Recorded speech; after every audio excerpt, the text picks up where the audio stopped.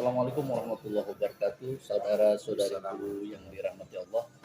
Alhamdulillah, pada malam hari ini Allah perkenankan kita untuk berjumpa dengan kiai yang sangat fenomenal, terutama soal gaspolnya ini. Ya, Ustaz. Assalamualaikum Pak Kiai. Waalaikumsalam warahmatullahi wabarakatuh, ya, Ustaz. Terima kasih atas kehadiran Pak Kiai. Nah, terutama yang begitu kita tunggu-tunggu sebenarnya di kalangan para mubalik kita ingin mendapatkan pencerahan dari Pak Kiai. Kira-kira besok dalam kegiatan in-house training itu apa yang ingin disampaikan? Ya, yang pertama saya masih risih dipanggil Kiai, Ustaz. Masya Allah. Ya, lebih nyaman saya dipanggil Ustaz. Oh, iya. Kiai itu terlalu tinggi makamnya buat saya. Belum sampai ke situ. Tema kita besok itu kan bagaimana para dai, para penyampai pesan-pesan Al-Quran dan Sunnah menyampaikannya dengan hasanah rahmatan lil alamin. Dakwah-dakwah yang betul-betul mengajak. Ya namanya Pak Ustadz kalau mengajak, enggak mungkin orang mau ikut kalau dia diancam-ancam, dimaki-maki, dihina, dibentak-bentak. Enggak, namanya orang mengajak. Mengajak itu ya dai. Seperti kata dasar dai itu ya mengajak. Kesalahan sebagian dai ini mengajaknya kasar, menghina. Gimana orang mau ikut? Rasulullah sebagai teladan kita dalam dakwah. Rasulullah itu kan the messenger, penyampai pesan. Penyampai pesan itu ya harus punya strategi, harus punya metode. Nah, metode inilah yang diajarkan bagi saya, ya, yang belajar tentang ilmu komunikasi. Ya. Apa metodenya itu? Ya, kalau ilmunya namanya persuasif. Persuasif. Pakai misal, saya punya air. Bagaimana supaya air ini dipakai beli? Ada dua cara. Yang pertama, saya ancam senjata. Beli nih. Kalau tidak, saya tikam. Pasti pakai Pak Ustadz beli. Ya. Tapi belinya pasti penuh paksaan. Akhirnya apa yang dibeli itu tidak akan terulang. Meskipun pada saat itu terpaksa beli ya. Ya, tapi dia tidak akan beli lagi sebab terpaksa. Yang kedua, saya membujuk Pak Ustaz.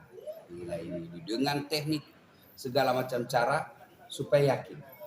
Nah, untuk meyakinkan itu disebut persuasi. Mengajak. Yang tadi pakai pistol itu namanya kursi, paksaan. Tapi yang kedua persuasi. Untuk persuasif itu, bujuk itu perlu meyakinkan. Untuk meyakinkan harus ada data, harus ada fakta. Fakta inilah dalam kehidupan sehari-hari. Salah satu menurut pengakuan para jamaah, salah satu yang membuat mereka senang dengan dakwah saya, katanya apa yang saya sampaikan ini real, ya, kehidupan sehari-hari yang bersentuhan setiap hari. Jadi mereka gampang menerimanya. Contoh misalnya. Contoh, jangan bercerita tentang dagang di tengah nelayan. Kenapa? Ya, karena nelayan itu cocoknya kita cerita tentang kehidupan nelayan, alat pancing, jenis-jenis ikan, dia lebih gampang.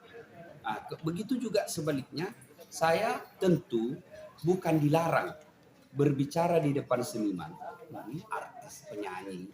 Lalu saya membahas tentang dunia nelayan. Apa dilarang? Tidak, cuma susah connect-nya. Nggak nyambung ya. Nggak nyambung. Jadi bahaslah itu sesuai dengan apa kehidupannya. Coba lihat Al-Quran. Ketika Al-Quran berbicara di depan orang Arab waktu itu yang kehidupan sehari-harinya adalah pedagang, maka Al-Quran datang dengan bahasa dagang. Hal adullukum ala tijaratin tunjikum. Tijarah ya. Mereka Al-Quran bicara tentang tijarah, dagang. Maka orang-orang Arab, wah cocok ini. Kita bicara kehidupan kita soal dagang dan dia bercerita soal dagang. Nah, begitu. Jadi para mubalik, saya ya setiap ada yang undang, yang pertama juga saya masuk sepoin pertanyaan saya kepada panitia, pendengarnya siapa, Audiennya jamaahnya siapa siapa. Jadi ketika audiensnya adalah birokrat, ya bahaslah kehidupan seputar birokrasi. Ketika audiensnya adalah mahasiswa, bahaslah kehidupan sehari-hari soal mahasiswa. Ya, itu yang disebut kesesuaian antara tema dengan audiens kita. Sekarang audiennya di para mubalik. Mubalik. Para Maka ustaz saya semua. tidak akan fokus pada materi apa yang dia perlu sampaikan, tapi lebih kepada teknik, tata cara. Ibaratnya, you punya dagangan, bagaimana cara menjualnya? Kalau dalam bahasa komunikasi, teknik promosi. Nah, karena dakwah itu perlu strategi. Strategi inilah yang disebut dengan promosi. Salah satu di antaranya adalah public speaking. Cara berpidato di depan umum, cara berbicara di depan umum. Biar saya hebat, ilmu saya, kuasai kitab, tapi tidak tahu cara menjualnya. Mungkin yang membelinya terbatas. Itu jadi harus punya teknik dalam hal penyampaian pesan. Nah, sekarang di masyarakat muncul kebingungan karena begitu banyak juga yang memiliki kemampuan menjual, ya artinya mengajak secara persuasif maupun di YouTube itu sekarang kan nggak bisa lagi orang dibatasi, Ya. terpaksa. Yang jadi persoalan adalah kebenaran itu sepertinya dipertentangkan oleh masing-masing. Nah, bagaimana menurut Ya. Pak Ustaz? Di situ juga diperlukan kecerdasan audiens jamaah dan kebijakan penceramah. Saya sebagai dai tentu berkewajiban menghargai pendapat orang lain. Saya beri contoh, ketika saya mengucapkan kata saya tidak makan, tentu maknanya beda-beda. Kalau misalnya Pak Ustadz, saya mengatakan saya tidak makan, Artinya 1, saya puasa. 2, saya alergi. 3, saya tidak senang. 4, saya kenyang. 5, saya tidak suka. Itu baru satu kata. Sudah berapa banyak ya. penafsirannya orang, pemaknaannya. Nah, begitu juga ketika kita dakwah. Ketika kita berbicara tentang sebuah hukum, ya jangan egois memaksakan mazhab kita. Maka seorang dai yang baik itu, ini loh menurut Imam Syafi'i, ini loh menurut Imam Ahmad. Ya, silahkan berikan semua. Biarkan jamaah yang merasa, oh ini yang lebih dekat dengan saya. Jadi seorang dai ketika berbicara tentang fikih, maka jangan bertanya kepadanya. Kita tidak bisa bertanya 1 tambah 1 sama dengan berapa. Kalau 1 tambah 1 jawabannya berapa, Ustaz? Kalau saya 2. Hanya 1 kan, choice-nya hanya 2. Choice-nya 1 tambah 1, ketika Ustaz katakan 3 pasti salah. 1 Ustaz katakan 4 pasti salah. Maka yang baik adalah 2 itu dapat dari mana? Boleh 1 tambah 1, Boleh 3 kurang 1. ya, yang penting jawabannya 2. Begitulah di hadapan Allah. Allah tidak melihat. Kalau dia berbicara fikih, Allah tidak bertanya saat 2 tambah 2 sama dengan 4 kamu dapat dari mana. Itulah yang ulama dulu mengatakan, lagunya Umi Rama, banyak jalan menuju Bogor. Itulah sebabnya ada mazhab Syafi'i. Kenapa? Karena informasi yang sampai kepada kita 1400 tahun yang lalu dimaknai oleh para ahli tafsir bermacam-macam. Kenapa? Ya sesuai dengan kemampuan pemahamannya terhadap teks dan kelengkapan informasi yang diterima. Konteks, Ya, kemudian historical juga ya. ya itu. Kalau bicara soal fikih, itu tidak bisa kita hanya melihat teksnya saja. matannya, katakan menurut ilmu hadis matan tidak. Tapi kita harus tahu juga silsilahnya, kita tahu sanadnya, kita tahu asbabul wurudnya, sejarahnya itu kenapa hadis keluar. Nah itu banyak anak adik-adik terutama yang baru belajar Islam, belajar dakwanya di Instagram, di Facebook, di IG, di WhatsApp, yang guntingan-guntingan ceramah yang hanya 1 menit. 1 menit tidak ada penjelasan. Itulah bedanya orang belajar agama di medsos dengan belajar agama di kelas. Kalau di medsos 1 arah, tapi kalau di kelas 2 arah, kita bisa berdiskusi, tanya jawab.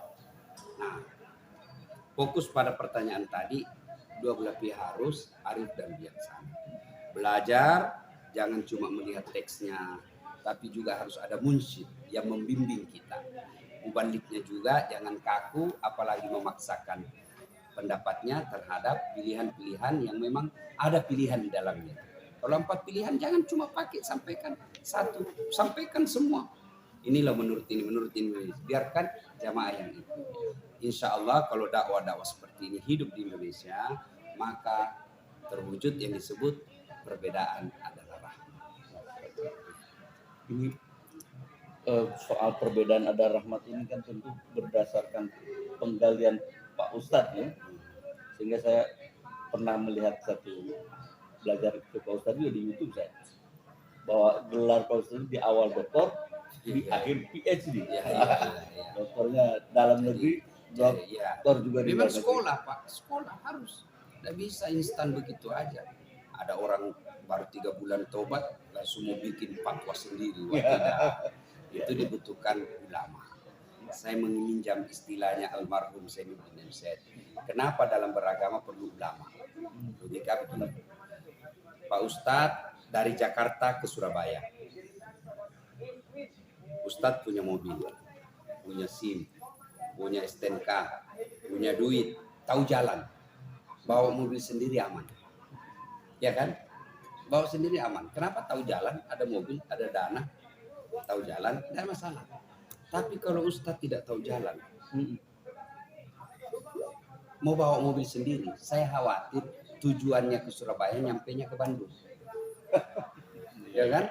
Karena nggak ada yang mandu ya. Iya, tidak tahu jalan.